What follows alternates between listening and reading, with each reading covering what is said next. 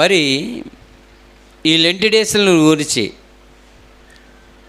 ఈ 40 దినాల శ్రమల కాలాల గురించి బైబిల్లో దేవుడు ఎక్కడైనా వ్రాయించాడా? దేవుడు ఎక్కడైనా మనకి చెప్పాడా? అలా ఆలోచన చేయగలిగితే ఇది ఎక్కడా కూడా బైబిల్లో మనకి మచ్చుకైనా దొరకదు. క్రీస్తు శకం అంటే యేసుక్రీస్తు ప్రభుల వారు మరణించిన తరువాత 325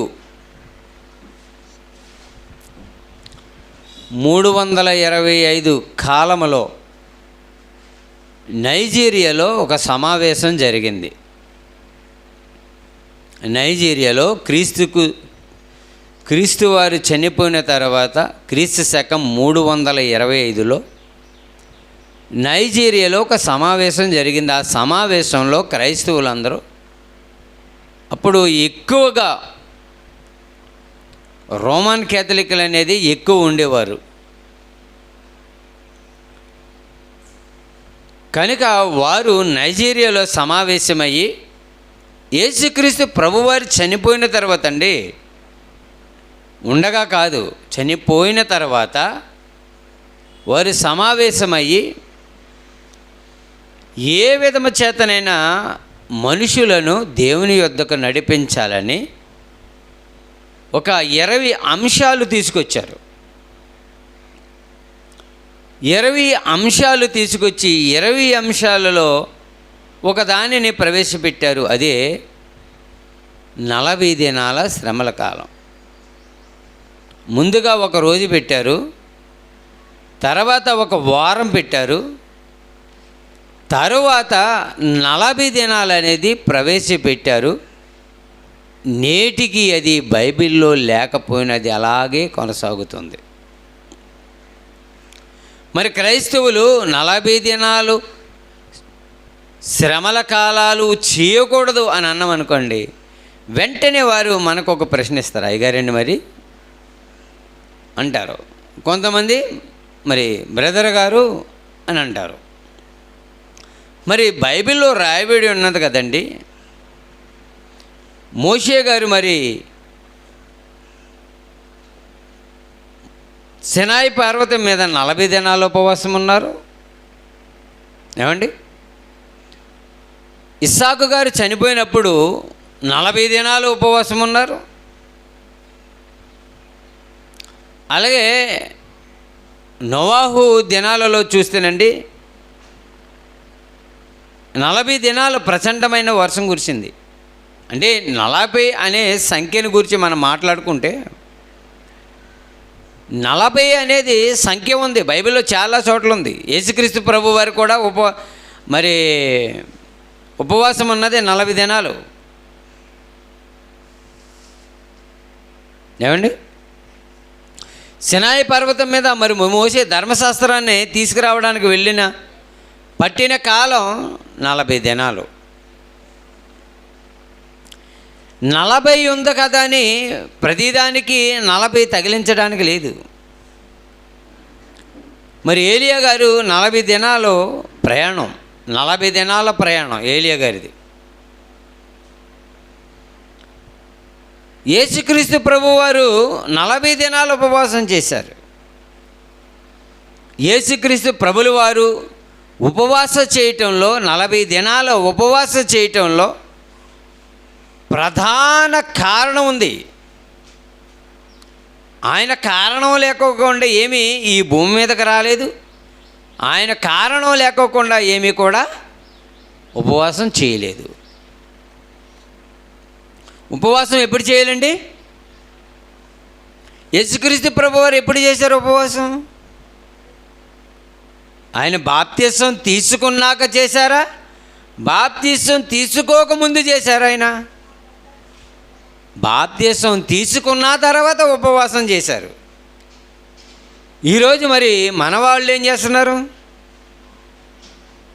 40 దినాల శ్రమల కాలమని, మండల కాలమని, ఉపవాస దినాలని రకరకాలుగా చెప్పి మనిషిని ఏదో ఒక విధముగా వాక్యంలోనికి నడిపించాలని ప్రయత్నం చేయడం, అలా ప్రయత్నం చేస్తున్నారు. అలా ప్రయత్నం చేయకపోతే మనిషి మారడా? మరి చాలామంది వాక్యం విని మారుతున్నారా? 40 దినాల శ్రమల కాలమును అనుసరించి మారుతున్నారా? నా పాయింట్ మీకు అర్థం కావాలి. మారిన వారు 40 దినాలు ఉంటున్నారు అనుకుందామండి. ఒకవేళ మారిన వారు 40 దినాలు శ్రమల కాలం ఉన్నారు అని అనుకుందాం. అయితే మారిన వారు 40 దినాలు ఎందుకు ఈ ఉపవాస దినాలు, ఈ శ్రమల కాలాలు, ఈ లెంట్ డేస్లను వారు ఎందుకు పాటించాలి? మరొక పాయింట్, అసలు ఈ బాప్తిసం తీసుకోక కొత్తగా ఉంటారు కదా, అసలు ఫ్రెష్గా ఉన్నవాళ్ళు, మరి వాళ్ళెందుకు మందిరానికి వెళ్ళాలి? వాళ్ళెందుకు ఉపవాసం చేయాలి? వాళ్ళెందుకు ఈ లెంట్ డేస్ని మరి పాటించాలి? అర్థమవుతుందండి? తీసుకున్న వాళ్ళు ఎందుకు చేయాలి? తీసుకోని వాళ్ళు ఎందుకు చేయాలి? తీసుకున్నవారు, బాప్తిసం తీసుకున్నవారు చేయడం వల్ల ప్రయోజనం ఏంటి? బాప్తిసం తీసుకోని వారు చేయడం వల్ల దీనివల్ల ఉపయోగం ఏంటి? ఈరోజు లెంట్ డేస్లు మీరు చేస్తున్నారా బ్రదర్? మేము చేయటం లేదు బ్రదర్. మన క్రైస్తవంలోనే వర్గాలు ఉన్నాయి. చేసేవారు ఒక వర్గం, చేయని వారు ఒక వర్గం. చేయని వారిని అడగమనుకోండి, బైబిల్ ఎక్కడ ఉందా అని అడుగుతున్నారు. చేసేవారిని అడగమనుకోండి, ఏమండి ఏ విధంగానైనా మనిషిని మార్చి దేవుని దగ్గరికి నడిపించాలి కదా అని కొందరు ప్రశ్నిస్తున్నారు. మేము చెయ్యము అనేవారు ఒక వాదన అయితే, మేము ఏదో విధంగా చేసి ప్రజలను భక్తిలో నడిపిస్తున్నాం కదా అంటున్నారండి. ఇప్పుడు చేసేవారి విషయానికి వద్దాం మనం. 40 దినాల ఈ శ్రమల కాలం చేసినంత మాత్రాన మనిషి భక్తి జీవితం అయిపోతుందా? బాగా ఆలోచించండి. ఇది మనిషి జీవితంలో ఎదగడానికి అని మొట్టమొదట ఏం చేశారంటే, ఇది క్రీస్తు శకం 325లో ప్రవేశపెట్టారు కదా. ఇది 325లో నైజీరియా సమావేశంలో ప్రవేశపెట్టారు. ఏంటి? మనం అందరం ఈ 40 దినాలు పాటిస్తే మంచిది, ఇలా 40 దినాల వల్ల మనిషి ఆధ్యాత్మికంగా బలపడతాడో, దేవునికి దగ్గర చేయొచ్చని ప్రవేశపెట్టారు. కానీ బైబిల్లో ఎక్కడ కూడా లేదండి. అవునండి, మరి ఈరోజు పాటిస్తున్న వారు ఏమంటారంటే, అవునండి మేము కూడా బైబిల్లో ఎక్కడా లేదండి, కానీ మనిషిని ఆధ్యాత్మికంగా నడిపించడానికి ఈ ప్రయత్నం చేస్తున్నామని అంటారేమో. అలాగనంటే చాలా కోణాల్లో మనం ఆలోచించాలండి. బైబిల్ ఒక్క కోణంలో ఆలోచిస్తే ఎలా సరిపోద్ది? యేసుక్రీస్తు ప్రభువారు ఎన్ని దినాలు కష్టపడ్డారండి? ఎన్ని దినాలండి? 40 దినాలా? 40 దినాలు. మీ పాయింట్ని తీసుకుందాం. పోనీ 40 దినాలు కష్టపడి, ఏమండి అంతేనా? చూద్దామండి మనం ఆ పాయింట్ చూద్దాం. ఆ పాయింట్ని చూద్దాం మనం. మత్తయి సువార్త, మత్తయి గారు రాసినటువంటి సువార్త 4వ అధ్యాయం చూద్దాం. అది కూడా మనం చూసి యేసుక్రీస్తు ప్రభువారు అక్కడితో ఆగిపోయిందా, ఇంకా ఏమన్నా ముందుకి పొడిగించారా అనేది అన్ని మనం చేద్దాం, ధ్యానం చేద్దామండి. మనం కూడా పరిశీలన చేద్దాం. 4వ అధ్యాయం. అప్పుడు యేసుక్రీస్తు వారు అపవాది చేత శోధింపబడుటకు ఆత్మ వలన అరణ్యమునకు కొనుపోబడును. అప్పుడు అనుంది కదా, ఉందా? అప్పుడు అంటే ఎప్పుడు? ఆ పైన ఉంటుంది. మనకి ఎక్కడ ఉంటుందంటే, యేసుక్రీస్తు ప్రభువారు బాప్తిసం తీసుకుని 3:11 నుంచి చదువుకుంటూ వస్తే అక్కడ కనిపిస్తూ ఉంటుంది మనకి. యోహాను గారి దగ్గర యేసుక్రీస్తు ప్రభువుల వారు బాప్తిసం తీసుకున్నారు. ఏమండి? ఎందుకు తీసుకున్నారు అని అంటే, మారు మనసు నిమిత్తమే మారు మనసు నిమిత్తమే యోహాను గారు కూడా బాప్తిస్మం ఇస్తున్నారు. కానీ యేసుక్రీస్తు ప్రభు వారు కూడా ఎందుకు తీసుకున్నారండి? ఇప్పుడు చాలామంది కౌంటర్లు వేస్తారు కదండి మనకి. యోహాను గారి దగ్గర బాప్తిస్మం ఉందండి, బాప్తిస్మం ఆయన ఇస్తున్నాడండి, ఆయన బాప్తిస్మం సరిపోదా అని అంటే ఆయన బాప్తిస్మం సరిపోదు. దేవుని పిల్ల ఆయన బాప్తిస్మం సరిపోదు. ఎందుకని? ఎందుకని? యోహాను గారు మన కోసం ప్రాణం పెట్టలేదు. యోహాను గారు మన కోసం ప్రాణం పెట్టలే, యేసుక్రీస్తు ప్రభుల వారే ప్రాణం పెట్టారు. అందుకే ఏమంటున్నారు యేసుక్రీస్తు ప్రభు వారు? యేసుక్రీస్తు ప్రభు వారు ఏమంటున్నారు? నా దగ్గర నేను యోహాను గారు మాట్లాడుతున్నారు చూడండి. ఆ మాట నేను చెప్పేదానికంటే మనం చదివితే బాగుంటుంది. 11వ వచనం, మారు మనసు నిమిత్తము నేను నీళ్లలో మీకు బాప్తిస్మమిచ్చుచున్నాను, అయితే నా వెనక వచ్చుచున్నవాడు నాకంటే శక్తిమంతుడు, ఆయన చెప్పులు మోయుటకైనను నేను పాత్రుడను కాను. ఆయన పరిశుద్ధాత్మలోను అగ్నితోనూ మీకు బాప్తిస్మం ఇచ్చును. ఏంటి పరిశుద్ధాత్మతోనూ అగ్నితోనూ అంటున్నాడు? ఎప్పుడైనా ఆలోచించారా?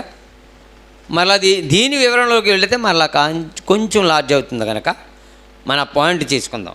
అందుకే యేసుక్రీస్తు ప్రభువారు ఏమంటున్నారు? నీతి యావత్తు, ఆ మాట చదవండి, 15వ వచనం. నీతి యావత్తు ఎలాగ నెరవేర్చుట మనకు తగియున్నదని యోహాను గారికి యేసుక్రీస్తు ప్రభువారు చెప్పారు. నీతి యావత్తు జరగాలంటండి. తెలుసండి యేసుక్రీస్తు ప్రభువారు ఎందుకు తీసుకున్నారు బాప్తిస్మం? మారు మనసు నిమిత్తం కాదు, నీతి యావత్తు. అంతేనండి. ఇప్పుడు ధర్మశాస్త్రం ఒక ఆయన రాశాడండి. ఆ రాసిన ఆయన అందులో ఏముందంటే పాపానికి శిక్ష ఉందని రాశాడు. అంతే కదండి. పాపానికి ఏముంది? శిక్ష ఉందని రాశాడు. ఓ ధర్మశాస్త్రంలో ఎలాగుండాలో రాశాడు. ఆ ధర్మశాస్త్రం రాసిన వాడు పాటించాలా వద్దా? నా పాయింట్ మీకు అర్థమైందా? అన్న సత్యానంద మన అర్థమైందా? ధర్మశాస్త్రం ఒక ఆయన రాశారు, రాసిన ఆయన పాటించాలా వద్దా? పాటించాలి. నేను ధర్మశాస్త్రం, నేను వాక్యాన్ని నేను అనంటే నమ్మదు. లోకం నమ్ముద్దా? నమ్మదు. బైబిల్ చాలా బాగుంటుందండి. అందుకని ఇలా జరగని అంటున్నాడండి. నీతి యావత్తు నిమిత్తము ఇలా జరగని అని అంటున్నాడండి. బాప్తిస్మం తీసుకున్నాడు, ఒడ్డుకు వచ్చేసాడు. అక్కడ దేవుని స్వరం వినబడుతుంది, పరిశుద్ధాత్మ పావురు రూపంలో వచ్చింది. దేవుని స్వరం వినబడింది, పరిశుద్ధాత్మ పావురు రూపంలో వచ్చింది. యేసుక్రీస్తు ప్రభు వారికి దేవుడు ఉన్నాడు, పరిశుద్ధాత్మ కూడా వచ్చేసింది ఆయనలోకి. దేవుడు ఉన్నాడు, పరిశుద్ధాత్మ వచ్చేసింది. ఏమండి? అప్పుడు మరి ఎంత బలంగా ఉండాలి మీరు బాగా ఆలోచించాలి. అప్పుడు యేసుక్రీస్తు ప్రభు వారు ఎంత బలంగా ఉండాలి? పరిశుద్ధాత్మ ఉన్నాడు, దేవుని స్వరం వినబడుతుంది. పరిశుద్ధాత్మ సహాయం ఉంది, దేవుని సహాయం ఉంది. మరి అలాంటి అప్పుడు యేసుక్రీస్తు ప్రభు వారు ఎంత బలంగా ఉండాలి? నా పాయింట్ మీకు అర్థమవుతుందా? మరి అలాంటి బాప్తిస్మం తీసుకుని వెంటనే ఒడ్డుకు వచ్చిన వెంటనే ఏం జరుగుతుందో చూడండి. 4వ వచనం, 4వ అధ్యాయం 1వ వచనం. అప్పుడు అరే పరిశుద్ధాత్మ వచ్చిన వెంటనే చూసారా ఏం జరిగింది? పరిశుద్ధాత్మ వచ్చిన వెంటనే, దేవుని స్వరం వినిన వెంటనే మరొకడు ఎవరు వచ్చారు? అపవాది వచ్చేసిందంటండి. ఎవరి దగ్గరికి వచ్చింది? లోకాలను జయించడానికి, రక్షణ భాగ్యాన్ని లోకానికి ఇవ్వడానికి వచ్చినటువంటి రక్షకుడిలోకి ఏమొచ్చింది? అపవాది ప్రవేశించింది. దెయ్యం ప్రవేశించింది, సాతానుడు వచ్చేసాడు. డెవిల్ అంటాం కదా, వచ్చేసాడండి. వచ్చి ఏం చేస్తున్నాడు? అప్పుడు సాతాను చేత శోధింపబడుటకు ఆత్మ వలన అరణ్యమునకు కొనుబడెను. అరణ్యానికి ఎవరు వెళ్ళిపోయారు? యేసుక్రీస్తు ప్రభువారు. ఎవరు తీసుకెళ్ళారు? అపవాది తీసుకెళ్ళింది. జాగా గుర్తుపెట్టుకోండి. అపవాది ఎక్కడ తీసుకెళ్ళింది? ఎక్కడికండి? యేసుక్రీస్తు ప్రభుని అప్పగించేంత వరకు యోధాలో తిష్టేసి కూర్చుంది. ఉంది. యోధాలో తిష్టేసుకుని అలాగే కూర్చుంది. యోధ యేసుక్రీస్తు ప్రభుని అప్పగించేసింది, అప్పగించమని చెప్పింది సాతానే. యోధ అప్పగించేశాడు, అప్పగించేసి ఏం చేశాడు? చచ్చిపోయాడు. అంటే ఒక దెబ్బకే 2 పనులు జరిగించింది. ఎవరో? అపవాదండి. ఇందులో ఎవరు లొంగిపోయారు? యోధ లొంగిపోయాడు, బలహీనుడైపోయాడు. కానీ యేసుక్రీస్తు ప్రభువారు బలవంతుడు గనుక ఆయన ఈ లోకాన్ని జయించడానికి, ఈ లోకం అంటే ఏంటి? లోకంలో ఏముంది? లోకం అంటే మట్టి కాదు, లోకం అంటే మనుషులు. ఆ మనుషుల్లో ఏముంది? పాపం ఉంది. ఆ పాపాన్ని జయించడానికి యేసుక్రీస్తు ప్రభువారు ఈ లోకానికి వచ్చారు. దేవుని బిడ్డలారా, మీరు ఆలోచించండి. ఎక్కడికి తీసుకెళ్ళిందంటండి? చూడండి, కంటిన్యూగా చదవండి. కంటిన్యూ. 40 దినములు 40 రాత్రులు ఎక్కడ? అరణ్యములో ఉన్నాడంటండి. ఉపవాసం ఉన్న పిమ్మట ఆయనకి ఏమేసిందంటండి? ఆకలేసిందంటండి. 40 దినాలు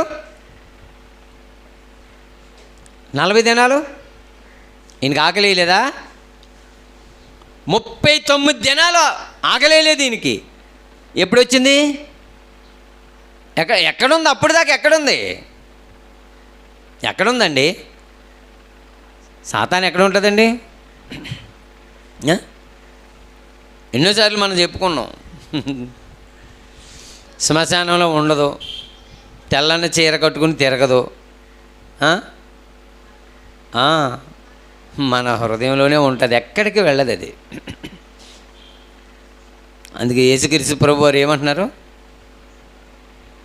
పేతురు, అదిగో ఆకాశము నుండి ఒక నక్షత్రం వచ్చుట నేను చూసి. ఆ నక్షత్రం ఎవరో?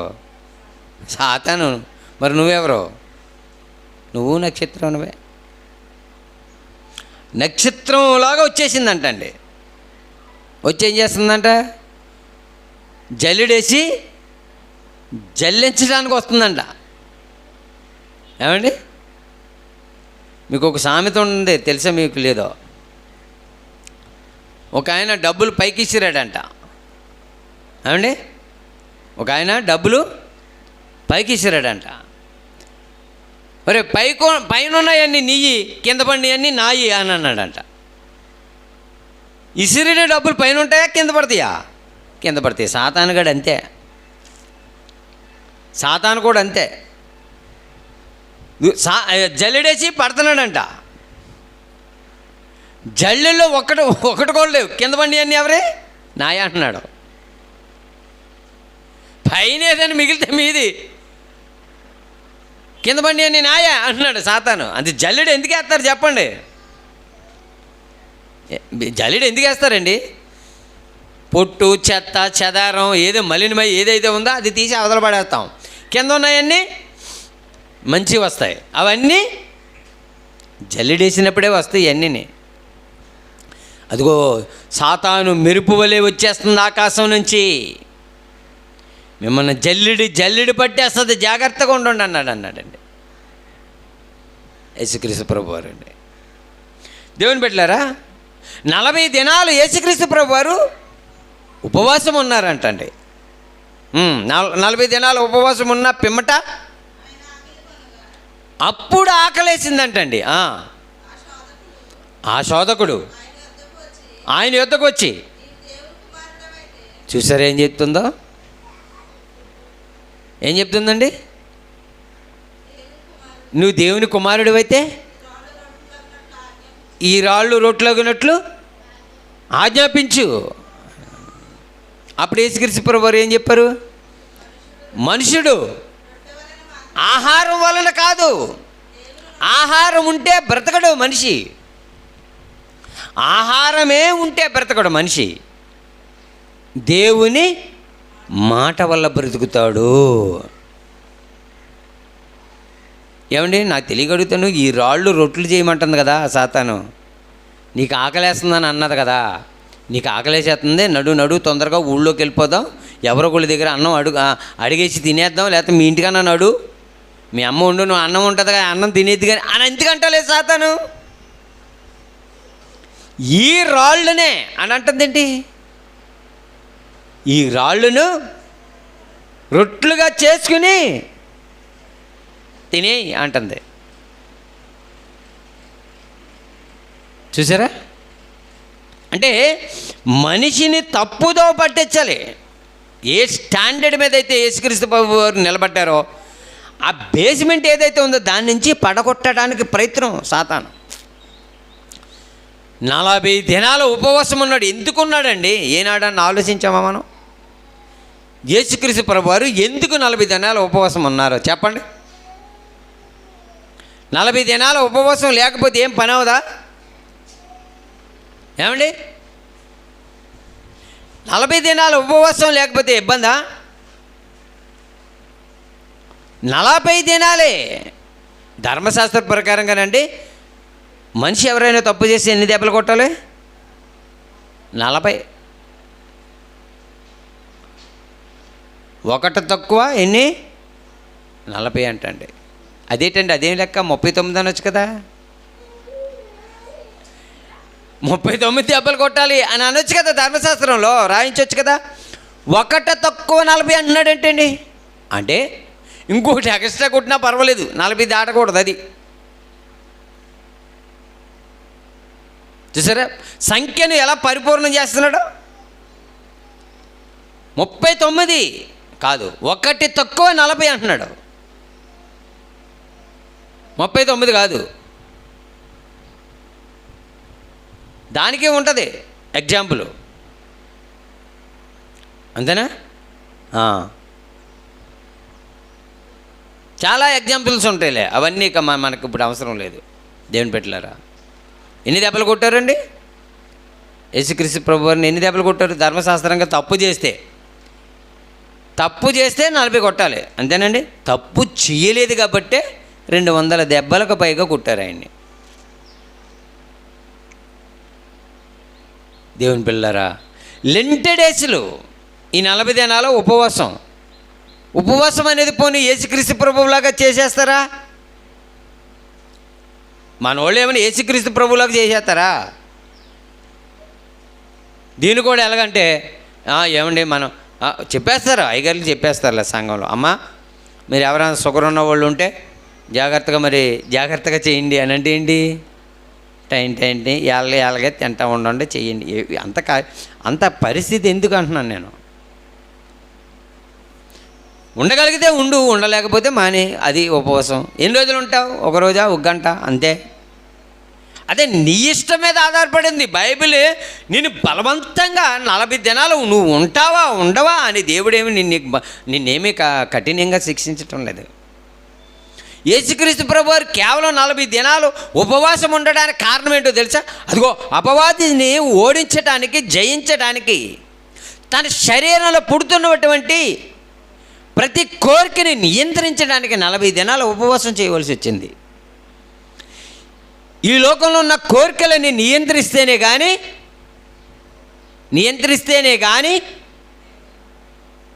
చేయలేరు. ఇది మహాయజ్ఞం, తెలుసా మీకు? ఇది మహాయజ్ఞం. ఇది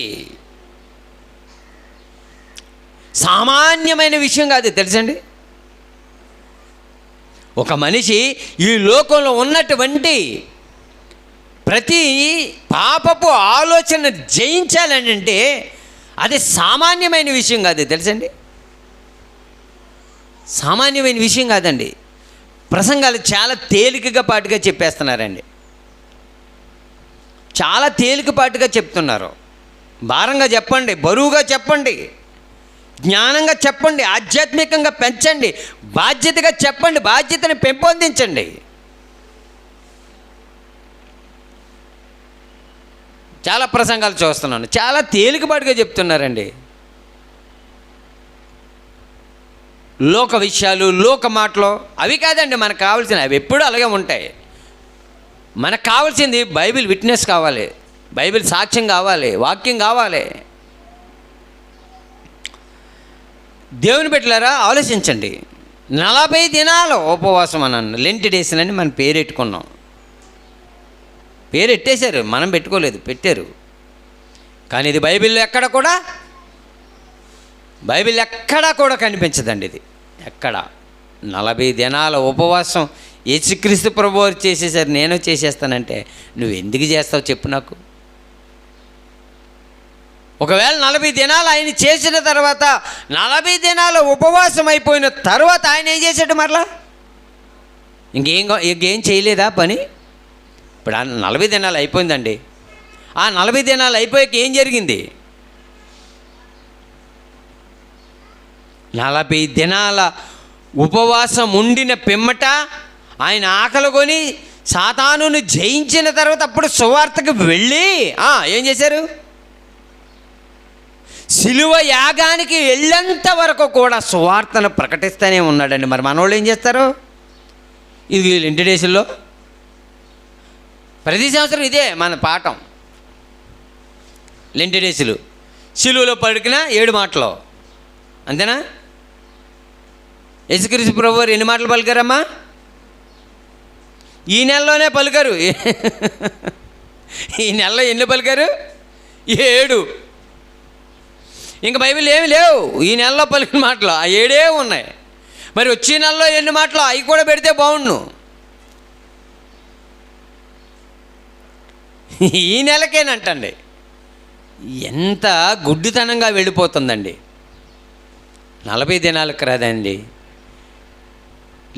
40 దినాలు కాదు, మనిషి శ్రమ పడవలసింది, క్రైస్తవుడు శ్రమ పడవలసింది 40 దినాలు కాదండి. బ్రతుకు దినమంతా. ఏమిటి ఇక్కడ 40 దినాలు ఉపవాసం యేసుక్రీస్తు ప్రభువారు చేశారు కదా, ఆ పాయింట్ని బేస్ చేసుకునే మాట్లాడతామండి ఇప్పుడు. ఆ పాయింట్ని బేస్ చేసుకుని యేసుక్రీస్తు ప్రభువారు 40 దినాలు శ్రమల దినాలు అనుభవించారు కదండి, ఉపవాసం ఉన్నారు కదా, మేము కూడా అలాగేనంటే యేసు ప్రభువారి గురించి మరొక మాట ఉంది. ఆ మాటను కూడా చదువుదాం. ఏమండి? చదువుదాం. చూడండి, పేతురు గారు రాసినటువంటి మొదటి పత్రిక తీయండి, అందరూ తీద్దాం. పేతురు గారు రాసినటువంటి మొదటి పత్రిక 4వ అధ్యాయం 1వ వచనం.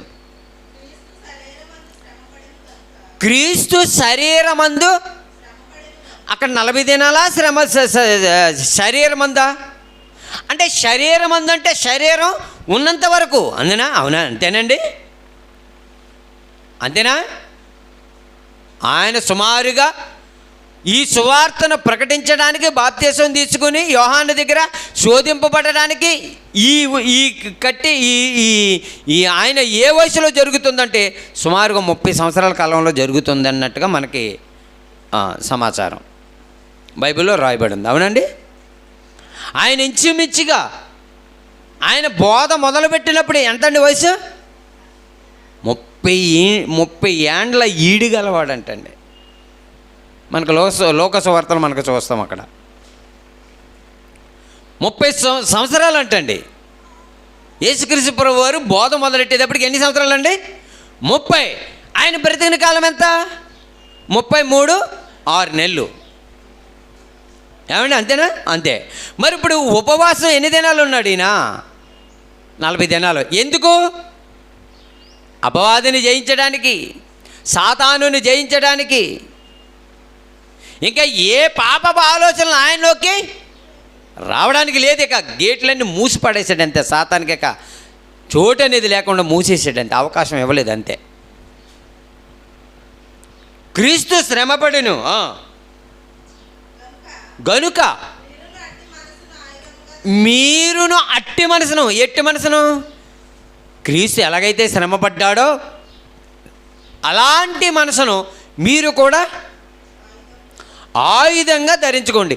ఇప్పుడు యేసుక్రీస్తు ప్రభువు శరీరాన్ని ఎలాగా? ఆయుధంగా. ఎందుకు ఈ ఆయుధం దేని మీద ఉపయోగించాడు? సాతాను మీద ప్రయోగించాడండి.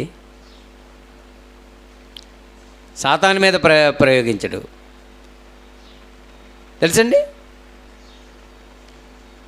ఆయన శరీరాన్ని సాతాను మీద ప్రయోగించాడండి.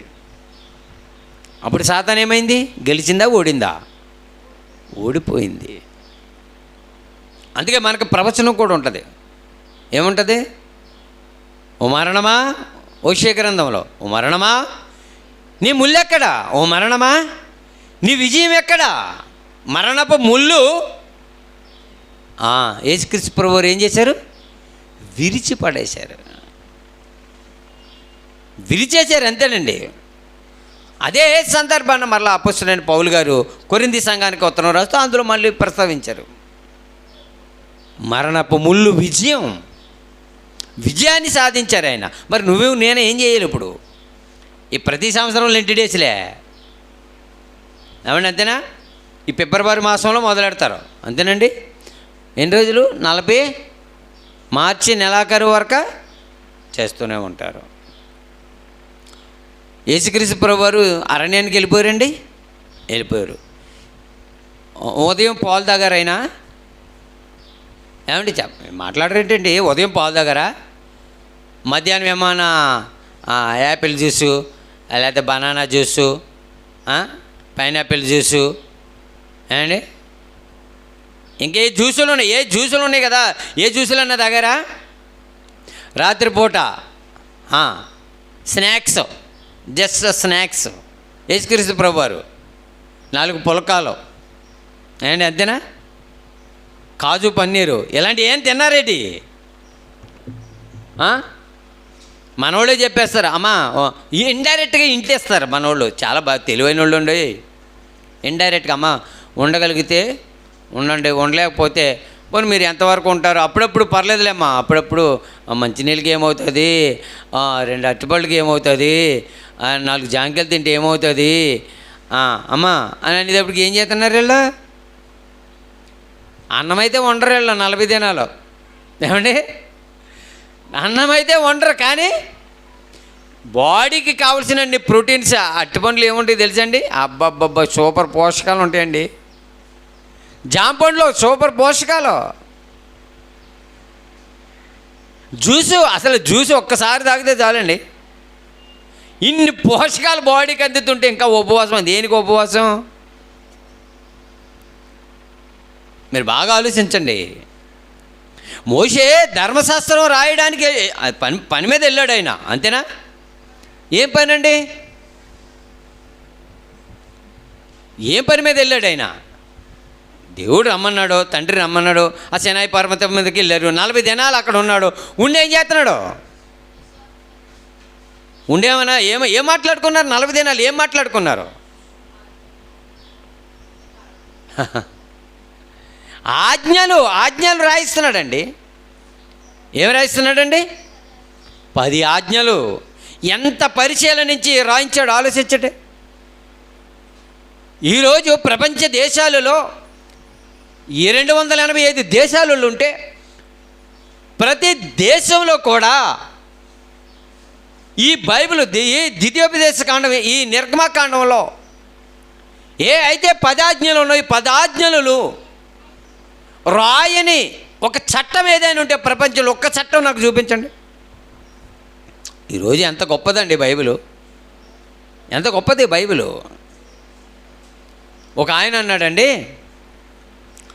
మన హైందవ సహోదరులు మాట్లాడుతున్నారు, ముదిగొండ ముదిగొండ వరప్రసాద్ అని మాట్లాడుతున్నాడండి. బైబిలు బూతు పుస్తకం అండి అని అన్నాడు. ఏ పుస్తకం అంటండి?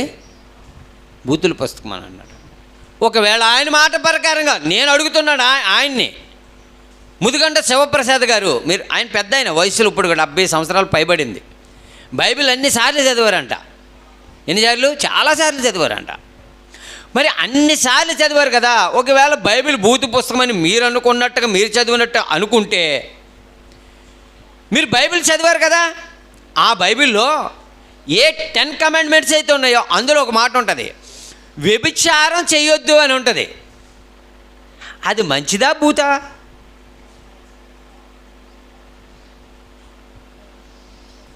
ఏమండి? ఈ బిట్టు పంపించాలి సని.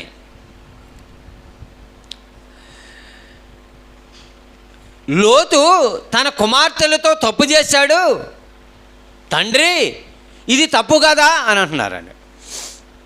ఒకవేళ నిజంగా, ఏమండి బాగా ఆలోచించండి, దేవుడు తెలివైనోడా, వీళ్ళ తెలివైనోళ్ళా? దేవుడు తెలివైనోడు. దేవుడు న్యాయవంతుడే, వీళ్ళ న్యాయవంతులా? దేవుడు న్యాయవంతుడు. బాగా ఆలోచించండి. లోతు గారు కుమార్తెలతో పాపం చేశాడు, వ్యభిచారం చేశాడు, అది తప్పు అని అంటున్నారు కదా. మనమైతే దేవుడు న్యాయవంతుడు కదండి. దేవుడు న్యాయవంతుడు కనుక కుమార్తెలు తప్పు చేస్తే అది దాచిపెట్టాడా, దేవుడు బహిర్గతంగా రాయించాడా?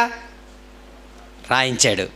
అదే మన ఇంట్లో ఇప్పుడు ఎవరైతే హేతువాదులు ఉన్నారో, నాస్తికులు ఉన్నారో, వాళ్ళు బైబిల్ తప్పు అని అంటున్నారో, లోతు కుమార్తెలు తప్పు చేశారని అంటున్నారో, లోతు తప్పు చేశాడని అంటున్నారో, ఒకవేళ నీ ఇంటిలో కనుక నీ భార్య తప్పు చేసినా, నీ తల్లి తప్పు చేసినా, నీ అక్క తప్పు చేసినా, నీ తల్లి తప్పు చేసినా, ఎవరికైనా పక్కోడు గుట్టేస్తావా నువ్వు?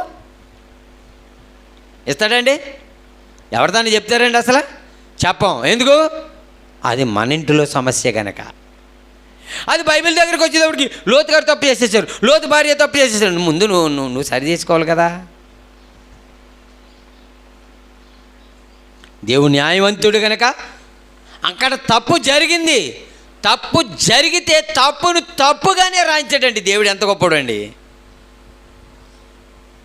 అదంట ఇది భూత పుస్తకంలో కనబడిందంట.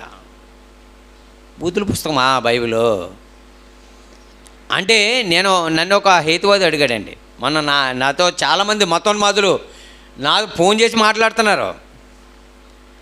మొన్న నేను మాట్లాడుతున్నాను, 20 నిమిషాల పైన మాట్లాడుతున్నాను. అంతలోకి మా అమ్మ ఫోన్ తీసేసుకుంది. నా తల్లి మా అమ్మ ఫోన్ తీసుకుని ఎలాగే అని అన్నది. ఫోన్ మా అమ్మకు రోషం వచ్చింది కావచ్చు. నా దేవుడు ఏదో తెలిసి అగ్ని కాల్చేస్తాడో, మాడిపోతారంటుందమ్మ నా తల్లి. నా తల్లి అండి, రోషం ఉండాలి క్రైస్తవుడికి. మా అమ్మ వయసు ఎంత? 75 సంవత్సరాలు. నిజంగా మా అమ్మ నిజంగా వయసులో ఉండగా నేను బైబిల్ చదివితే మా అమ్మకున్న పట్టుదలకి, మా అమ్మకున్న రోషానికి, పాటికి ఎప్పుడో మంచి సావుకురాలు అవును. టైం దాటిపోయింది. పోన్లే, ఇప్పటికైనా దేవుని కోసం ఒక్క మాట నా ప్రభువుని అంటావని నిలబడిందండి నా తల్లి. చాలు నాకు సంతోషం. వాళ్ళు ఏమంటున్నారు తెలుసండి, బైబిల్ అన్ని బూతులే ఉన్నాయండి అని అన్నారు. ఏంటి బాబు నీకు కనబడిన బూతి ఏంటి చెప్పు అన్నాను. అందులో స్త్రీల యొక్క భ్రష్టుల గురించి రాయబడి ఉన్నది, స్త్రీ యొక్క మానము గురించి రాయబడి ఉన్నది. ఇది తప్పు కదా అని అన్నాడు. ఇది తప్పు కాదా అని అన్నాడండి. ఒరే, అది దేవుని నిర్మాణం, అది దేవుని నిర్మాణం. అది ఒకవేళ ఇలా రాయడం తప్పు అయితే నీ మాట ప్రకారంగా, ఇలా రాయడం తప్పు అయితే నీ మాట ప్రకారంగా, మరి ఎంబీబీఎస్ డాక్టర్లు ఉన్నారు కదరా, వాళ్ళు ఏం చేయాలి? ఏమా ఏం చేయాలి? తల్లి రొమ్ముకి క్యాన్సర్ వచ్చింది, ఏం చేయాలి? చేయాలంటే పట్టుకోవాలా? అది తప్పు కదా? అది తప్పు కదా? బైబిల్ ఏం చెప్పింది? బైబిల్ ఏం చెప్పింది? ఇది భూత అంటున్నారు కదా వీళ్ళు. అసలు భూత అయితే పరస్త్రీ రొమ్ముని పట్టుకోవద్దని బైబిల్ చెప్పింది. మంచిదా చెడ్డదా? పరస్త్రీ రొమ్ముని పట్టుకోవద్దు అని చెప్పింది. మంచిదా చెడ్డదా? మరి వీళ్ళకి అందరికీ బైబిల్లో కనపడలేదా? ఒక్కొక్కటి చెంపలు వాయించి ఏకపడేయాలి వీళ్ళందరినీ కూడా. నా ప్రభు జోలికి వచ్చిన, బైబిల్ జోలికి వచ్చిన విడిచిపెట్టేది ఏమి ఉండదు. ఇంకా చాలా గొప్పదండి బైబిలు. నీకు అర్థం కాలేదు, అర్థమైన వాళ్ళ దగ్గరికి ఒకవేళ బూది పుస్తకం నువ్వు అనుకుంటే, నీ మాట ప్రకారంగా వస్తున్నాను నేను. క్రైస్తవులు ఎంతమంది ఉన్నారు తెలుసా ప్రపంచంలో? 800 కోట్ల జనాభా ప్రజలుంటే ప్రపంచంలో, not in India, only India కాదు, చైనా, భారతదేశం అత్యధికంగా జనాభా సాంద్రత కలిగినటువంటి దేశాలు ఇవి. గొప్ప జనాంగం. ఈ రెండు దేశాల్లోనూ 300 కోట్ల జనాభా ఉన్నారండి. తెలుసండి మీకు? మనతో 150 కోట్ల జనాభా మనోళ్ళు ఉంటే, చైనా వాళ్ళు కూడా ఇంచుమించుగా అంత జనాభా ఉన్నారు. అంటే 300 కోట్లు. అంటే చైనా ఇక్కడ కలిపితే 300 కోట్లు ఉన్నారు. ఇంకా ఉన్న దేశాలన్నీ కలిపితే అక్కడ 25 లక్షలు, అక్కడ 20 లక్షలు, అక్కడ 1 కోటి జనం, అలా కలిపితే 800 కోట్ల జనాభా ఉన్నారండి. 800 కోట్లు అండి. 800 కోట్ల జనాభా ఉంటే ప్రపంచంలో క్రీస్తును నమ్ముకున్న వాళ్ళు అందులో సగానికి 400 కోట్ల జనాభా ఉన్నారండి. అంతమంది బైబిల్ చదువుతున్నారు కదా, అంతమంది దేవుణ్ణి విశ్వసించారు కదా, అంతమంది స్త్రీలు ప్రసంగాలు చేస్తున్నారు కదా. వీళ్ళందరికీ బూతు పుస్తకం అని కనపడలేదు, కానీ వీడికొక్కడికే కనపడిందంట బూతుల పుస్తకం అని. తోళ్ళు ఒలిచేస్తాను మళ్ళీ ఎవరైనా రావాలే దేవుని బిడ్డలారా. కనుక చాలా గొప్పదండి. సినాయి పర్వతం మీదకి వెళ్ళిపోయాడు ఎవరో, మోషే గారు. ఏం రాయడానికి? ఏం చేశాడండి 40 దినాలు? ఏం చేశాడు? ఆహారం లేదు ఆయనకి. ఉందా? పాలు తాగడా? పళ్ళు ఏమి తిన్నాడేంటి? ఏమీ లేదు. ఏమీ లేకుండా ఏం చేశాడు 40 దినాలు? ఉపవాసం కూడా ఎందుకు ఉంటాడండి? ఉపవాసం లేడు అక్కడ. ఉపవాసం చేయడానికి వెళ్ళా, మరి ఎందుకు వెళ్ళాడు? దేవుడు రమ్మన్నాడు కదా, దేవుడు రమ్మన్నాడు, వెళ్ళాడు. నువ్వు ఉపవాసం ఉండని దేవుడు చెప్పాడు అక్కడ? చెప్పలే. మరి ఎందుకు వెళ్ళాడు అంటే, దేవుని ధర్మశాస్త్రం రాసిస్తానంటే వెళ్ళాడు. ఆ ధర్మశాస్త్రమే 10 ఆజ్ఞలు. ఆ 10 ఆజ్ఞలు రాయడానికి వెళ్ళాడు. ఇప్పుడు ఏం పని మీద ఉన్నాడు ఆయన? దేవుడు చెప్పే పని మీద ఉన్నాడు, దేవుని పనిలో ఉన్నాడు. మీరు బాగా ఆలోచించండి. దేవుని పనిలో నిమగ్నం అయిపోయి 40 దినాలు ఆకలి దప్పులు ఇవన్నీ మర్చిపోయి ఆయన చెప్పడం ఈయన రాయడు, ఆయన చెప్పడం ఈయన రాయడు. ఒక్కొక్క పాయింట్ రాయాలంటే అసలు ఏమండి, మోషే గారితో నిజంగా దేవుడు ఎంత దగ్గర రిలేషన్షిప్ ఆలోచించండి. ఎంత మోషే మరి ఏమండి, అసలు 10 ఆజ్ఞలు ఎంతసేపులో రాయించాలి దేవుడు? ఎంతసేపులో చెప్పండి? మోషే రాయ్. ఏం రాయమంటావు ప్రభా? పైన ఆకాశం మీద, కింద భూమి ఎందు, భూమి కింద నేల ఎందు ఏ రూపంలో మీరు చేసుకోకూడదు. Number point రాసేయి. ఎంతసేపులో రాస్తావు చెప్పు? 10 ఆజ్ఞలు నువ్వు ఒక అరగంటలో రాసేయచ్చు, ఒక గంటలో రాసేయచ్చు, అంతేనండి. పోను ఒక గంటలో రాసేయచ్చు 10 ఆజ్ఞలు రాయాలంటే, అంతేనండి. వ్యభిచరించకూడదు, దొంగలించకూడదు, నీ పొరుగు వారిని ఏది ఆశించకూడదు, అబద్ధ సాక్ష్యం పలకకూడదు, నిన్ను వల్ల నీ పొరుగు వారిని ప్రేమించాలి, అంతేనండి. ఇవన్నీ ఎంతసేపులో రాస్తావు? ఒక గంట సేపు అనుకోండి. కానీ మరి 40 దినాలు మోషేతో రాయించాడు. ఎందుకు రాయించాడు 40 దినాలు? ఎప్పుడన్నా ఆలోచించారా? 40 దినాలు కావాలా? టైం కావాలి. ఒక మాస్టర్ ఏం చేస్తాడో తెలుసండి? ఎన్ని పాఠాలు చెప్తాడండి? ఎన్ని పాఠాలు? అబ్బో, సిలబస్ చాలా ఉంటుంది. స్టేట్ సిలబస్ ఉంటుంది, సెంట్రల్ సిలబస్ ఉంటుంది.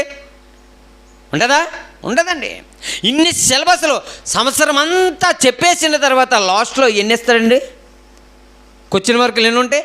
చెప్పినవి అన్నీ ఇచ్చేస్తారా? వద్దు, ఇందులో మేలుమైన ఏవో అవి తీసుకుని ఈ 10 ప్రశ్నలకు సమాధానాలు రండి. దేవుడు కూడానండి వెరిఫై చేసి అన్నీ తీసేసి మనిషికి ఏది అవసరమో, ఏది బరువైనది కాదో, ఏది తేలికబాటుదో అది మనకి ఇచ్చాడండి ధర్మశాస్త్రం. బరువైంది కాదండి మనకి. ఇందువల్ల నీ పొరుగుని ప్రేమించి బరువైందా? అది తప్ప. ఏమండి? వ్యభిచారం చేయొద్దు తప్ప, దొంగిలించకూడదు తప్ప, ఎంత మంచి మాటలు రాయించాడండి. ఇవన్నీ వారిరువురు సంభాషణలో దేవుడు ఆలోచించి రాయించిందే ధర్మశాస్త్రం. 10 ఆజ్ఞలు రాశాడు. ఈ 40 దినాలు ఆ 10 ఆజ్ఞలు రాసి చేయడానికి పట్టిన టైం 40 దినాలు. ఈ పని మీద ఆయన ఉన్నాడు. మరి నువ్వెందుకు ఈ రోజున లెంట్ డేస్లు చేస్తున్నావు? ఈ రోజున ఎందుకు చేస్తున్నాం మనం? అసలు ఎందుకు చేయాలి? అసలు లేనిది ఎందుకండి? అసలు 40 దినాలు కాదండి క్రైస్తవుడు చేయవలసింది. ఎంతకాలం? బ్రతికున్నంత కాలం చేయాలండి. Not 40 days, not 40 days. అసలు 40 దినాలు కాదండి మనం చేయవలసింది. ఇదిగో 40 దినాలు అయిపోయిందండి. ఇప్పుడు మార్చి నెల అయిపోయింది. ఏప్రిల్లో మన కష్టాలు ఏమి ఉండవా? మరి క్రైస్తవులు ఏంటండి బాబు, 40 దినాలు ఉపవాసం వచ్చేయండి, మా మందిరాలకు వచ్చేయండి చెప్పేసుకుందా. ఏం చెప్తావు నువ్వు? ఏం చెప్తావు నువ్వు? పోనీ ఉపవాసం ఉన్నావు, 40 దినాలు ఉపవాసం ఉన్నావు కదా. నువ్వు 40 దినాలు ఉపవాసం ఉన్నావు అంటే నువ్వేమీ వండుకోకూడదు, పొయ్యి ఎట్టకూడదు, పుల్ల ఎట్టకూడదు, గ్యాస్ వెలిగించకూడదు, ఏమీ చేయకూడదు. అలా చేసిన తర్వాత నువ్వేం చేయలేదు తెలుసా? నువ్వు ఉపవాసం ఉంటావు కదా. నువ్వు ఉపవాసం ఉన్నదప్పుడు మిగిలిన బియ్యము, పప్పు, ఉప్పు, నూనె ఏదైతే ఉంటుందో నువ్వు తినేది అది ఎవరికి పెట్టాలో తెలుసా? పొరుగువానికి పెట్టేయాలి. అలా పెట్టకోకుండా నువ్వు ఉపవాసం అన్నది వ్యర్థం. అది దేవుడు అంగీకరించాడు. అది బైబిలే చెప్పిందండి. అది బైబిలే చెప్పింది. యెషయా ప్రవక్త చెప్తున్నాడు తెలుసండి. అన్నా చెప్పారా?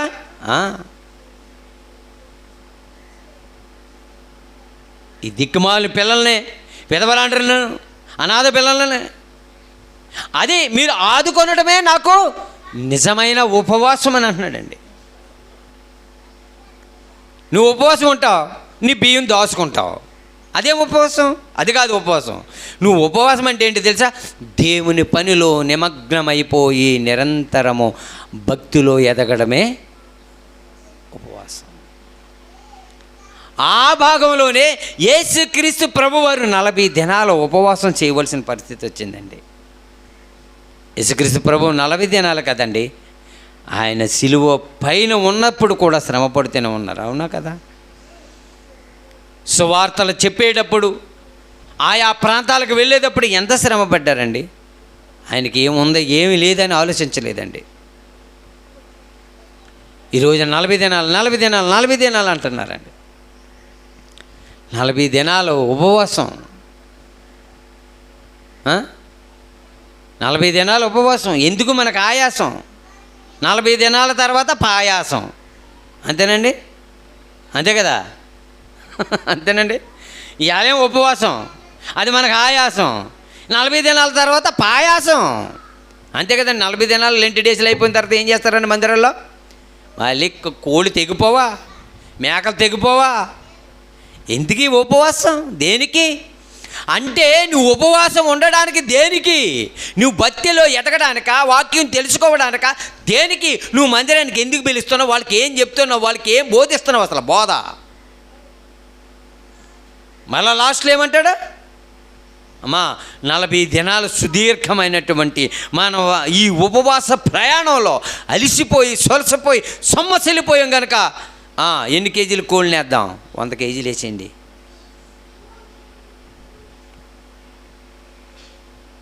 బాగా ఆలోచించండి, మీరు ఆలోచించండి. ఇది క్రైస్తవులకి, ప్రసంగం అంతా క్రైస్తవులకే.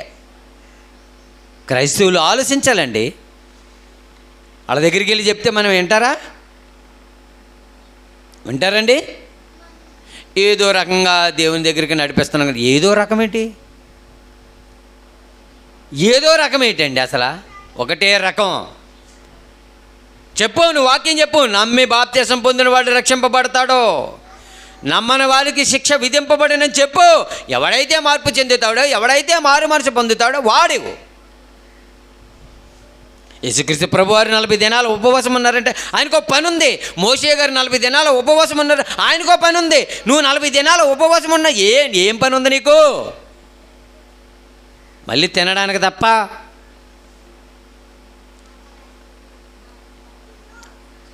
సంఘాలకు వెళుతున్నారు. ఎవరు ఏ మాట అంటే మానేస్తారు అని క్రైస్తవులు గుప్చప్పుగా చేస్తున్నారండి. తెలుసండి, గుప్చప్పుగా తెలిసినా చెప్తలేదండి. ఇది తప్పు అని చెప్పడం లేదు. విశ్వాసులు అంటే బిడ్డలండి, ఏదో చిన్న పొరపాటు పెద్ద పొరపాటు జరుగుతుంది అనుకోండి, సంఘంలో దిద్దవలసిన బాధ్యత ఎవరికి ఉంది? సేవకుడికి ఉంది కదా. అమ్మ ఇలా చేయకు, ఇది తప్పు, అలా చేయకు, అది తప్పు అని చెప్పాలి కదండి. అలా చెప్తే ఒకవేళ సేవకుడు అలా చెప్పాడు అనుకోండి, చెప్తే ఏమవుతుందో ఈయనకి తెలిసి ముందే తెలుసు. ఎవరికి? పాస్టర్ గారికి తెలిసి. ఏం జరిగిద్ది? నువ్వు తప్పు చేస్తున్నావు రా అబ్బాయి అంటే మందిరానికి రారు. మనకి ఎందుకు వచ్చింది తిప్పలే, కానీ వాళ్ళు వస్తే, వాళ్ళ కానుకలు ఇస్తే, వాళ్ళ సందాలు తెస్తే, వాళ్ళు బియ్యం ఇస్తే చాలు చెప్పి మనకు చాలు. అదే కోణం అండి చాలామంది, అదే కోణం. ఎందుకు అంత తక్కువగా ఆలోచించాలి? అలాంటి వాళ్ళు ఇప్పుడు నీ పొట్టను పోషించుకోవడానికి ఎలాంటి ప్రసంగాలు చెప్పాలా? ఒకవేళ వాళ్ళు వచ్చి నీకేమైనా కానీ బియ్యం ఇస్తే నీ కడుపు నిండుతుంది. చివరి వాళ్ళు ఎక్కడికి వెళ్ళిపోతారో, నువ్వెక్కడికి వెళ్ళిపోతావు, నేను ఎక్కడికి వెళ్ళిపోతాను, మనమందరం ఎక్కడికి వెళ్ళిపోతాం? ఏం ఆలోచిస్తుంది ఈ లోకం? దేవుని బిడ్డలారా ఆలోచించండి. ఉపవాసానికి ఒక అర్థం వద్దా? ఉపవాసం 40 దినాల ఉపవాసం ఉన్నది క్రీస్తు ఎందుకు తెలుసండి? సాతాన్ని జయించడానికి. ఒకవేళ ఇప్పుడు లెంట్ డేస్లో ఉన్న వాళ్ళందరూ మీరు అలాగంటున్నారు కానీ పాస్టర్ గారు మేము సాతాన్ని జయించడానికంటే ఓకే రైట్, సాతాన్ని జయించి మరలా వచ్చే సంవత్సరం కూడా మళ్ళీ సాతాన్ని జయించడానికి మళ్ళీ 40 దినాల ఉపవాసమా? ఏంటిది?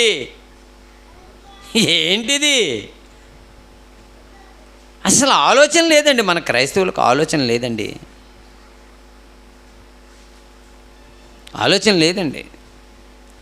ఇక ప్రతి సంవత్సరం నువ్వు అలాగే చేస్తావు అంటే 40 దినాలు నువ్వు జయించేసావు. ఏమండి, యేసుక్రీస్తు ప్రభువారు 40 దినాలు సాతాన్ని జయించిన తర్వాత మళ్ళీ ఎక్కడన్నా సాతానికి అవకాశం ఇచ్చారండి? ఇవ్వలేదు. మన ఊళ్ళో ఈ 40 దినాలు అయిపోయాక మళ్ళీ ఏంటి? యథా రాజా తథా ప్రజ, మామూలే. ఏమండి, మళ్ళీ ఏం పాట అది? పాడిందే పాట చెప్పండి. పాడిందే పాట మనోళ్ళు. పాడిందే పాట పాసుపళ్ళు దాసరాని. ఏమండి, ఎలా ఉన్నారో ఆలోచించండి దేవుని బిడ్డలారా. మిమ్మల్ని ఎవరిని నేను ఏదో కించపరచాలని కాదు, మిమ్మల్ని బాధ పెట్టాలని కాదు. మరి ఇప్పుడు బాధ పడితేనే కదండి బాధ వచ్చేది. ఇప్పుడు ఒక డాక్టర్ గారి దగ్గరికి వెళ్ళామండి, అమ్మ ఇది గాయం కాడ కోసేయాలి అంటాడు ఆయన. అయ్యి బాబోయ్ కోసేస్తారా మీరు? నాకు వద్దు బాబోయ్ అని వెళ్ళిపోయింది అనుకోండి, మరి గాయం ఎప్పుడు తగ్గుద్ది? నీకు గాయం ఎప్పుడు తగ్గుద్దండి? ఇంకా తగ్గదే కది, తగ్గదండి. కనుక దేవుని బిడ్డలారా ఆలోచించండి. మనకి గాయం అవ్వాలి, బోధపడాలి. బాధపడితేనే బోధపడద్దు మనకి. మనం బాధపడ్డామనుకోండి, అప్పుడు మనకు బోధ అనేది అలవాటు అవుతుంది. అన్నయ్యగారు తిట్టేస్తారో, పాస్టర్ గారు కొట్టేస్తారో అంటే మరి సంఘాలకి వెళ్ళకపోతే ఎలాగా చెప్పండి? నేర్చుకోవాలి. ఈ 40 దినాలు కాదు మనం చేయవలసింది, మనం బ్రతుకు దినాలనేనండి. తిమోతికి ఒక పత్రిక రాస్తున్నారు అపొస్తలుడైన పౌలు గారు. చూద్దామండి ఈ సందర్భంలో. తిమోతికి రాసినటువంటి పత్రిక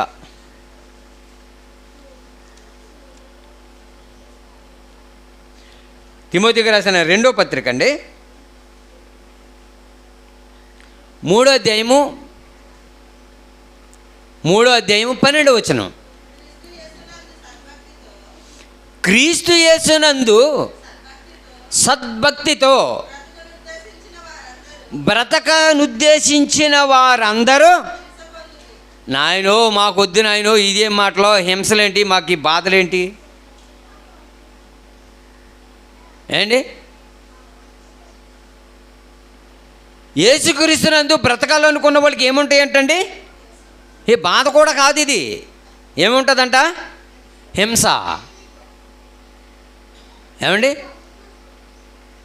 భార్యకి 10 మాటలు ఎక్కువ చెప్పామనుకోండి, లోపల ఏమనుకుంటుంది? మా ఆయన పెద్ద నసండి బాబాయ్, హింస పెట్టేస్తున్నాడు నన్ను, అంత మాల దేవుని మాటలు అంటాడో, దేవుడు అంటాడో. చూడు పక్కింటోళ్ళు చూడు ఎన్ని సంపాదించుకుంటున్నారో, చక్కగా బుటాయి చీరలు కట్టుకుని తిరుగుతున్నారు, నాకేటి దిక్కుమాలి బ్రతుకు, చేసుకున్నా కాడి నుంచి నాకు సుఖం లేదు, దుఃఖం లేదు. ఆయన ఎప్పుడు తెల్ల చొక్కా అంటాడో, నన్ను తెల్ల చీర కట్టమంటాడో. మనకి ఏంటి ఈ బాధలు? నిజంగా ఆ దేవుడు మరి వాళ్ళని ఎందుకు ఒకలాగా చూస్తున్నాడు, నన్ను ఎందుకు ఒకలాగా చూస్తున్నాడు? అందరూ బాగానే ఉన్నారు కదా, మాకేంటి శ్రమలు, కష్టాలు, హింసలు, బాధలు అని నోటి మాటే కదా. దేవుని పిల్లారా, అన్ని సాక్ష్యాలు సంపాదించుకోవచ్చు, కానీ ఒక్క సాక్ష్యం సంపాదించుకోలేవు తెలుసా? ఏంటది? పలానా వ్యక్తి నీతిమంతుడు అనే సాక్ష్యం సంపాదించుకోవడం చాలా కష్టం. మీకు ఏదో అనుకుంటున్నారు. నీతి అనేది సంపాదించుకోవడం చాలా కష్టమండి. ఒకటి చెప్పనండి, ఒక అన్నయ్య ఒక తమ్ముడు కోసం సాక్ష్యం ఇచ్చాడు. ఒక అన్నయ్య గారు ఓ తమ్ముడు కోసం సాక్ష్యం ఇచ్చారు రాత్రే. ఏమనంటే, నా తమ్ముడు నీతిమంతుడండి, నా తమ్ముడు యథార్థవంతుడండి, ఒకవేళ ఏదైనా పనిలో పెట్టినా అది తప్పు అని తెలిసినా, అది అన్యాయమని తెలిసిన ఆ పని అక్కడ వదిలిపెట్టేసి వచ్చేస్తాడు నా తమ్ముడు. ఎవరిస్తున్నారు సాక్ష్యం? అన్నగారు ఇస్తున్నాడు అండి. ఎంత మంచి సాక్ష్యం అండి ఇది. ఆ తమ్ముడు ఎవరు అనుకుంటున్నారు మీరు? సత్యానందం గారే తెలుసండి. అంత సంపాది ఆయన ఉన్నదప్పుడు మాట్లాడలే, ఆయన అన్నగారు లేనప్పుడు చెబుతున్న మాట ఆయన, నా తమ్ముడు నీతిమంతుడండి, ఒక పూట అన్నం తినండి అని అంటున్నాడు. చాలా చాలా ప్రేమ అండి.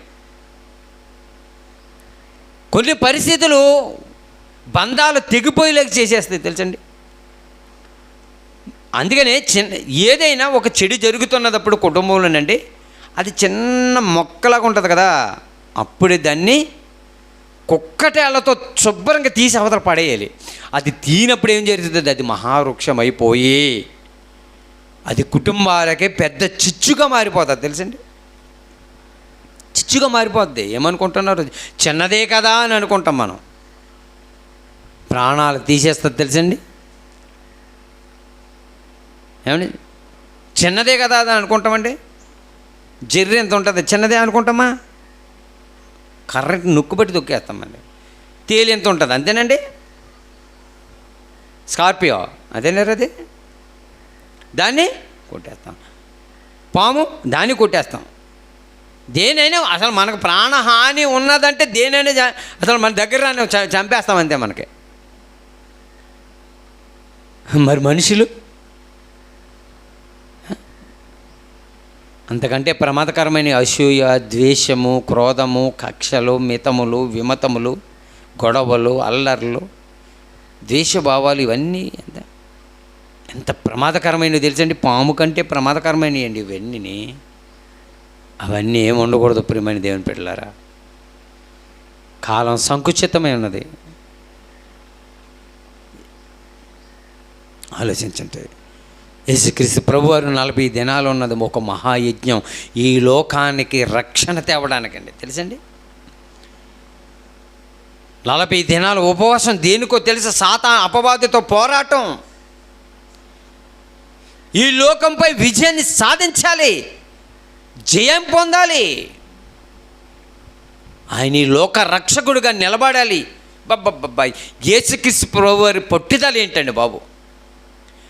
తండ్రి, వీళ్ళందరూ ఎంతమంది ఉన్నారు కదా, ఏంటి నాకు ఈ బరువు, ఈ బాధ్యత, నాకే ఎందుకు ఈ శ్రమల కష్టాలు అని అన్నాడా? బా, ఎన్ని కష్టాలు వచ్చినా కానీ ఏంటండి ఆయన జ్ఞానం ఏంటండి బాబు. అసలు ఎన్ని శ్రమలు రాని, ఎన్ని నిందలు రాని, అసలు ఏంటండి బాబు పక్కకు పెట్టేసి ఏంటండి ఆయనకున్న జ్ఞానం ఏంటి అసలు మనకి? మనం ఏం ఆలోచిస్తున్నాం? చిన్న కష్టం, చిన్న శ్రమ వస్తేనే మనం తట్టుకోలేకపోతున్నాం తెలుసండి.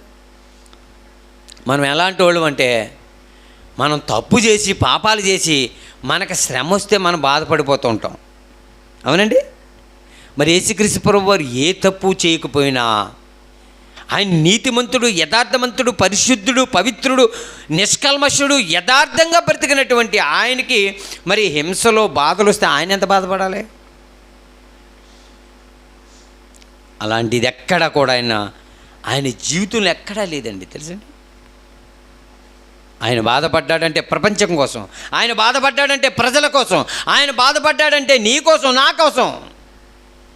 మార్పు చెందాలని మనిషి ఒక మానవ నైతిక విలువలు తెలుసుకుని మహాజ్ఞానాన్ని తన హృదయంలో రంగరించి ఉన్నతమైనటువంటి ఆలోచనలతో ఆ పరలోకానికి వెళ్ళాలని మార్గంగా మాట్లాడాడండి యేసుక్రీస్తు ప్రభు వారి మాటలు. చూడండి, ఎన్ని మాటలు ఎంత బాగుంటాయి, ఎన్ని సూచక్రియలు, ఎన్ని అద్భుతాలు. అవునే కదండి.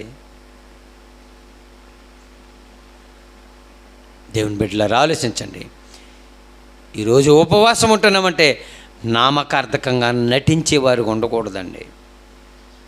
లేదండి, బైబిల్ ఎక్కడా లేదండి. లెంట్ డేస్లో ఎక్కడా లేదండి. వారు చేశారు. ఈ 40 దినాలు కదండి మనం చేయవలసింది. మన జీవితకాలము ఉపవాసంతోనే ఉండాలి. ఎలా ఉండాలో తెలుసా? దేవుని పనిలో నిమగ్నమైపోయి ఆహారం. ఒకసారి చూసారు, పని చేసేటప్పుడు ఏం చేస్తాం మనం? పని చేసేటప్పుడు ఏం చేస్తాను? బాబానమ్మగారు అన్నం తిన్నారా అని అడిగామనుకో, టైం ఎంత అయింది? 4 అయిపోయిందా? అయ్యి బాబా అన్నం తింటాం మర్చిపోయాను అని అంటాం. బాధ్యత ఏం చేస్తుందంటే ఆకలిని తెలియజేయనివ్వదు. మరి 40 దినాలు ఉపవాసం ఉండాలంటే బాధ్యత, ఏకాగ్రత, పట్టుదల, నిరీక్షణ, ఓర్పు, సహనము, ప్రేమ, అయ్యి బాబు ఎన్ని ఉండాలండి బాబు. యేసుక్రీస్తు ప్రభువారు అంత త్యాగం చేసింది ఎవరి కోసం అంటే మన కోసం, నీ కోసం, నా కోసమే. పొద్దున్న పాట పాడుతున్నానండి, సిలువలో సాగింది యాత్ర అనే పాట. ఎవరు రాలేదు? మీరు కళ్ళ నీళ్ళు వచ్చినాయండి నాకు నిజంగా.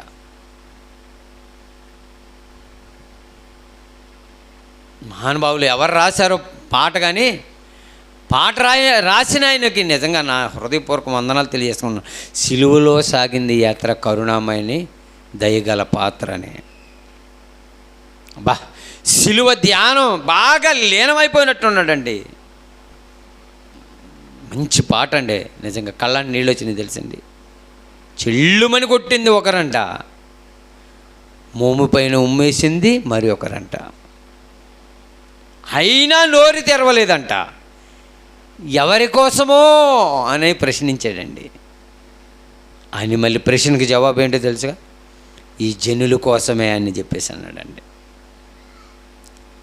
అద్భుతమైనటువంటి క్రైస్తవ గీతాలలో ఒక మంచి పాట అండి అది. దేవుని బిడ్డలారా, ఆలోచించండి. ఉపవాసం అంటే దేవుని పనిలో నిమగ్నం అవ్వడం, దేవుని పనిలో ఉండడం, నీ ఆహారం ఇతరులకు పెట్టడం. 40 దినాలు కొన్ని రోజుల నుంచి ఆహారం తినని వాళ్ళు ఉంటున్నారు తెలుసండి. రోడ్ల పక్కల అంటే వాళ్ళంతా ఒక్క పూట మానేసి మనం వాళ్ళకి పెట్టగలమా? మాట అంటాం అంతే. మాట చేసేద్దామా అంటే చేసేద్దామంటారు. ఎప్పుడు అని అంటే అమ్మకి తెల్లారగట్ల వేసేద్దాం గుడుసు అని అంటాం మనం. మళ్ళీ పొద్దున్నే లేచేటప్పటికి పక్క చెంగు ఇలా దులిపేసుకుని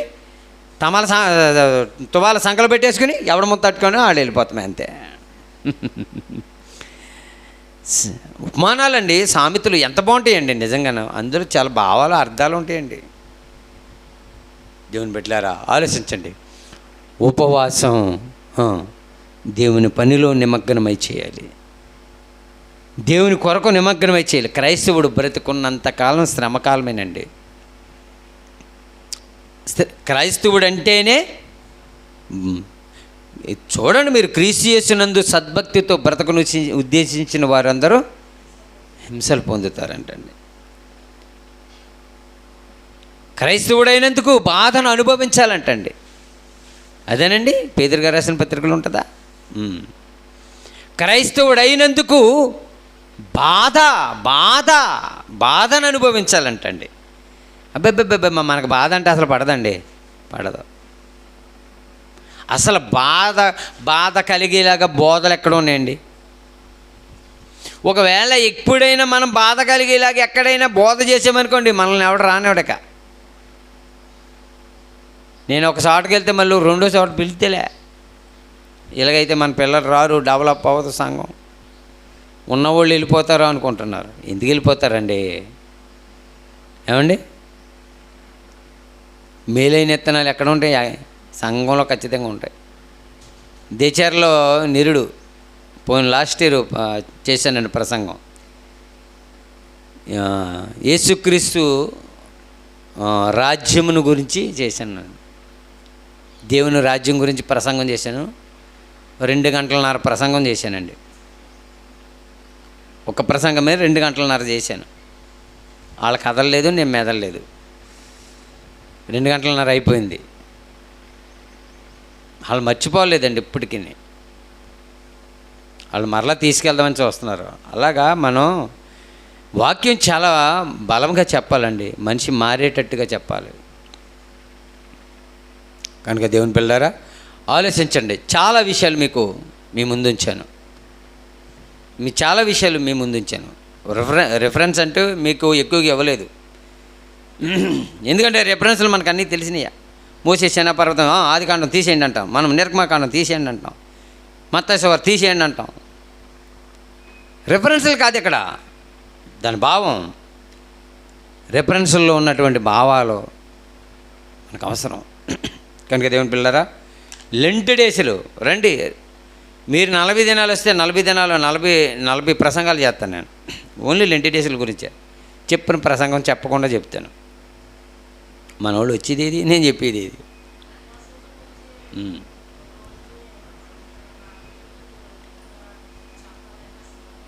నేను చెప్తాను, మీరు సిద్ధపడితే నేను సిద్ధంగానే ఉంటానండి. సిద్ధపడండి, మీరు సిద్ధపడండి. ఏమండి? తలలు వంచండి, కళ్ళు మూసుకుందాం. మంచి విలువైన సమాచారాన్ని మీకు ఇచ్చాను. బలపడండి. దేవుని కొరకు ఉన్నతంగా నమ్మకంగా ఇక్కడ వరదినాల్లో బ్రతకండి. ప్రార్థన చేసుకుందాం. ప్రేమగల తండ్రి, కృపగలిగిన దేవ మహోన్నతుడా, మీ మాటలు మీ పిల్లలకే చెప్పాను తండ్రి. హృదయంలో ఫలింపచేయండి. 40 దినాలు కాదు నాయన, బ్రతుకు దినాలన్నీ నాయన క్రీస్తు కొరకు నాయన మేము శ్రమలు పడాలి, హింసలు పొందాలని వాక్యం చెబుతుంది. నీతి నిమిత్తము హింసింపబడిన వారు ధన్యులు, ఆకలి దప్పికల గలవారు ధన్యులు అని రాయబడి ఉంది. ప్రభువా, ఒక్క పూట కూటి కోసం నైనా తన జ్యేష్ఠత్వపు హక్కును అమ్ముకున్న యాశావు లాంటి భ్రష్ట మనసు మాలో ఉందేమో నైనా చెక్ చేసుకోవడానికి సహాయం దయచేయండి. ఒక పూట అన్నం మానేసైనా ఇతరులకు ఒక్క పూట అయిన అన్నం పెట్టడానికి సహాయం దయచేయండి. ఒక్క పూట అన్నం మానేసైనా తండ్రి నీ పిల్లలకి నీ వాక్యం చెప్పే శక్తిని మాకు ఇవ్వండి. సంఘముగా కదలాలి, అనేక ఆత్మల దగ్గరికి వెళ్ళాలి, రక్షించాలి, వారిని మందిరానికి నడిపించాలి. ఎంతో పని విస్తారంగా ఉంది, కోత విస్తారంగా ఉంది.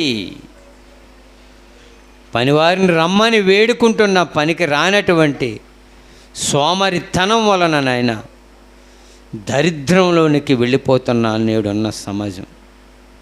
దేవా, కొద్దిమందిగా కూడుకుంటున్నాం తండ్రి. మీ మాటలు తండ్రి మీ పిల్లలకి చెప్పాను. మంచి నిర్ణయం తీసుకుని తండ్రి మీ కొరకు గొప్పగా బ్రతికే భాగ్యాన్ని అనుగ్రహించమని, మీ కృపలో మమ్మల్ని అందరినీ భద్రం చేయమని యేసుక్రీస్తు నామములో ప్రార్థన అడిగి వేడుకుంటున్నాము మా కన్న తండ్రి. ఆమేన్. రొట్టె ద్రాక్షరసం గురించి